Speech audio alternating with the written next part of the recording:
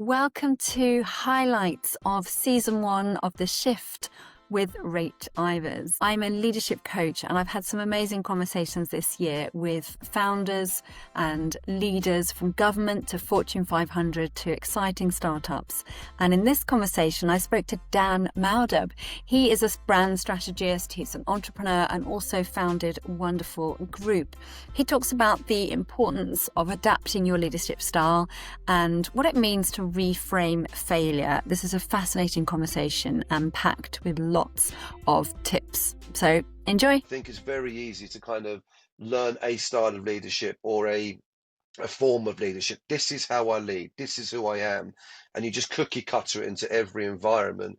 But I think I realized at the moment, even between just two kids, it's not like I'm leading a team of 5,000, but just with two kids, there has to be completely different styles of leadership and completely different ways of not just communicating, but of having empathy towards them and understanding. And it's very easy for a leader to lead publicly, but it's how they lead privately, I really believe, is the key to leadership. It's one thing to put something on a podcast like this, but it's another thing to kind of actually apply at home, where I think it's the hardest. I think there's two types of failures: hard failure and soft failure, right? So hard failure is, okay, well, the business is going to close down. That's that the business no longer exists. A soft failure is, well, maybe we didn't hit our targets. We didn't quite get to where we wanted to get to, and we call that failure. But if you hit a target and it's 100% and you call it, but you get to 80, 90%, you're 80, 90% towards your goal. It's about reframing what failure is. So I think I learned to frame failure.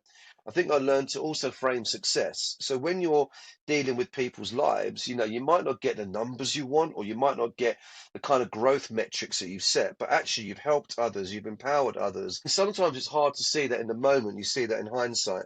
Someone who's entrepreneurial, success to me can be very metrics driven. It's numbers driven, it's performance driven, it's outcome driven. That's the natural way my mind works. But I think quite early on, I've learned to sort of frame success as like, well, didn't quite hit that, but we had a flipping good go. We helped people along the way and we still made some money. The fail fast thing is not just about being reckless for me. It was about give it a go. And if it's not working, he used to have his phrase, don't make it a holy cow. Don't make it something that you can't touch, that you can't change it. Should I stay doing something for years and years and years and it's just not working? Just don't do it. Make a change.